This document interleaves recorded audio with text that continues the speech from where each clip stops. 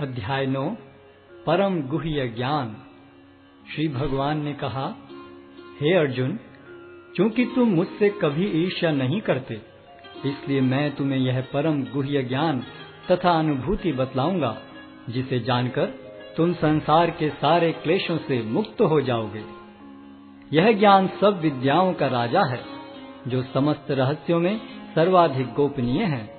यह परम शुद्ध है, और चूंकि यह आत्मा की प्रत्यक्ष अनुभूति कराने वाला है, अतः यह धर्म का सिद्धांत है।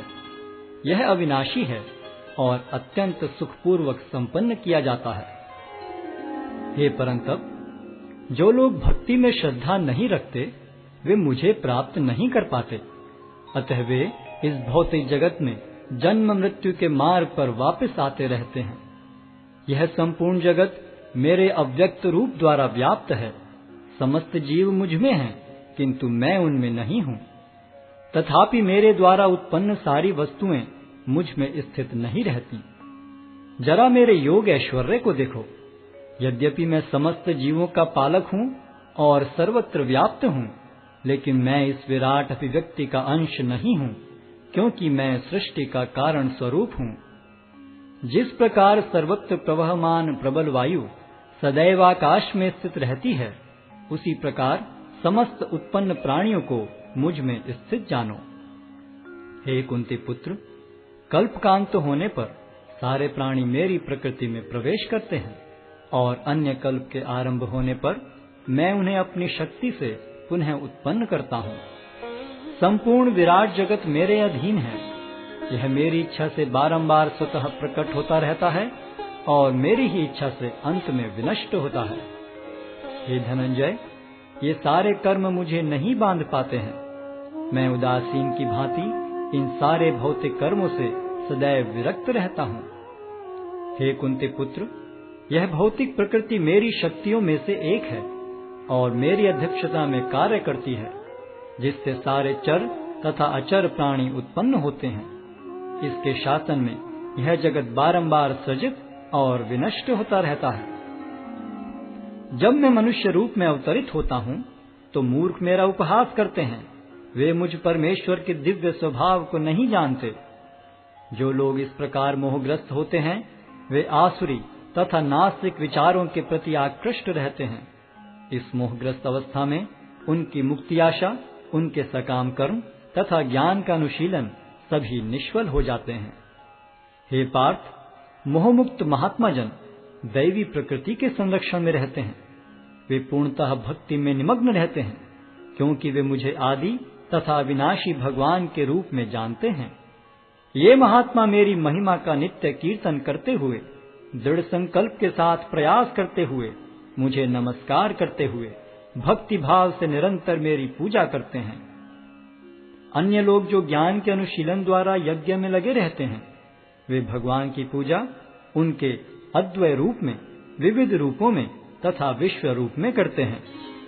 किंतु मैं ही कर्मकांड, मैं ही यज्ञ, पितरों को दिया जाने वाला तर्पण, औषधि, दिव्य ध्वनि, घी, अग्नि तथा आहुति हूँ।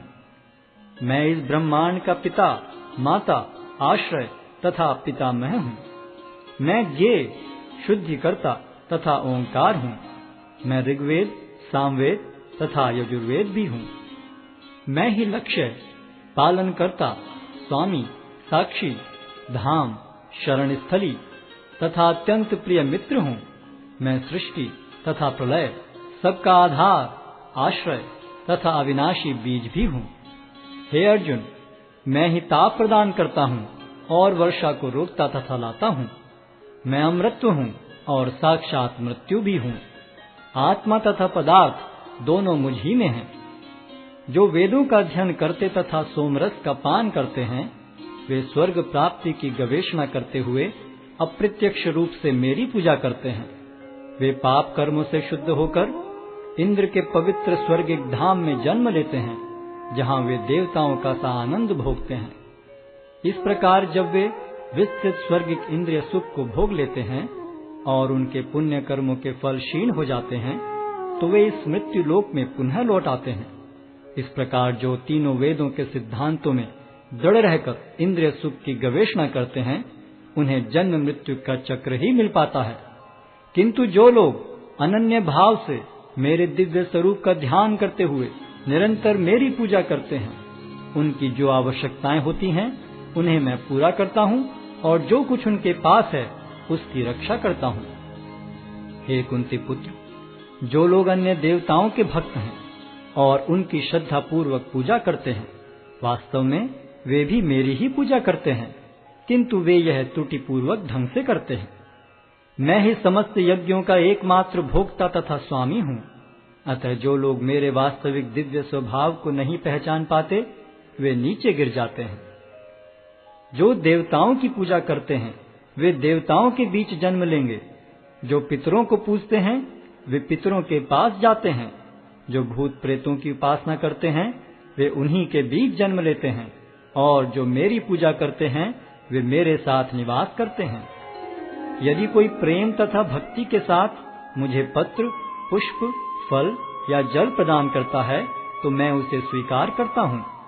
हे कुंती पुत्र, तुम जो कुछ करते हो, जो कुछ खाते हो, जो कुछ अर्पित करते हो या दान देते हो, और जो भी तपस्या करते हो, उसे मुझे अर्पित करते हुए करो।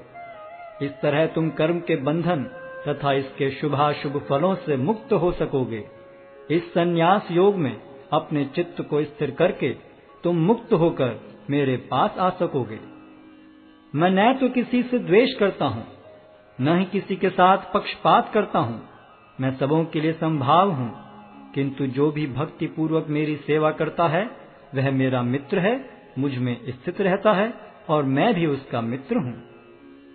यदि कोई जघन्य से जघन्य कर्म करता है, किंतु यदि वह भक्ति में रत रहता है तो उसे साधु मानना चाहिए, क्योंकि वह अपने संकल्प में अडिग रहता है।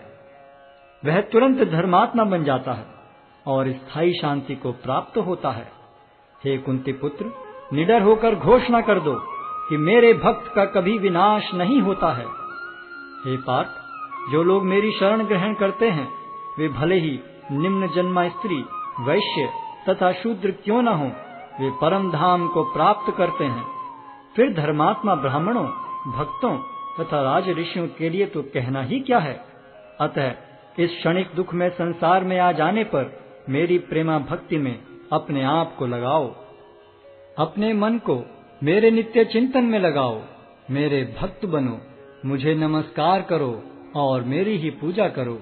इस प्रकार मुझ में पूर्णतया तल्लीन होने पर तुम निश्चित रूप से मुझको प्राप्त होगे।